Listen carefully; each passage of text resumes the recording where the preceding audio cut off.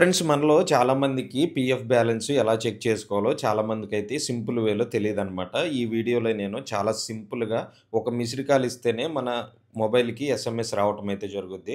అది ఎలాగో ఫుల్ డీటెయిల్‌గా నేను ఈ వీడియోలో చెప్తాను. వీడియోని చివరి వరకు అయితే చూడండి.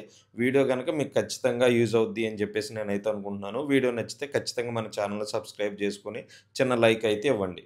ఫ్రెండ్స్ యాక్చువల్‌గా మనం పీఎఫ్ బ్యాలెన్స్ చెక్ చేసుకోవాలి అనుకుంటే, మనం నార్మల్‌గా ఈపీఎఫ్ వెబ్‌సైట్‌లోకెళ్ళేసి అది చాలా లాంగ్ ప్రాసెస్ అనమాట. ఈపీఎఫ్ వెబ్‌సైట్‌లో మనం చేసుకోవటం. నెక్స్ట్ రెండో ఆప్షన్ ఏంటి అంటే యుమాంగ్ అని ఒక గవర్నమెంట్ యాప్ అయితే ఉంటది. ఆ యాప్‌లో మనం యూఎన్ నంబర్ కొట్టి అక్కడ కూడా మనం చాలా సింపుల్‌గా అయితే తెలుసుకోవచ్చనమాట. కానీ చాలామందికి ఏంటి అంటే నార్మల్‌గా బ్యాలెన్స్ ఎంత ఉంది చెక్ చేసుకోవటానికి చాలా సింపుల్‌గా కావాలి అని చెప్పేసి అనుకుంటా ఉంటారు. ఈరోజు నేను పైన డిస్‌ప్లే చేస్తున్నాను. స్క్రీన్ పైన ఒక నంబర్ అయితే ఉంటదనమాట.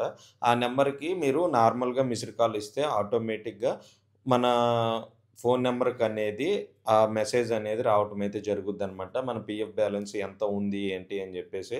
ఫ్రెండ్స్ ఒక ముఖ్యమైన విషయం ఏంటి గుర్తుపెట్టుకోవాలంటే మీరు, మనం ఇచ్చిన ఫోను నంబర్ అనేది మన యూఏఎన్‌కనేది ఖచ్చితంగా లింక్ అయితే ఉండాలనమాట.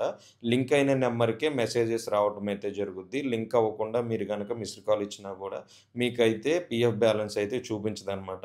ఇది చాలా మస్ట్ అండ్ షుడ్‌గా అయితే మీరైతే ఫాలో జేయండి. నెక్స్ట్ ఏంటి అంటే, ఇప్పుడు గవర్నమెంట్ టైమింగ్స్ కొన్నుంటాయనమాట. 10-6 సో, ఈ టైంలో మాత్రమే కొంచెం యాక్టివ్‌గా, ఫాస్ట్‌గా వచ్చే ఛాన్సెస్ అయితే ఉంటాయి. ఈ టైంలో మీరు మిస్డ్ కాల్ అయితే ఇవ్వండి. మీకు ఖచ్చితంగా అయితే మీకు రిప్లై వచ్చే అవకాశం అయితే ఉంటది. మీ పీఎఫ్ బ్యాలెన్స్ ఇలా చిన్నగా మిస్డ్ కాల్ ఇచ్చేసి, మనం చాలా సింపుల్‌గా అయితే తెలుసుకోవచ్చనమాట.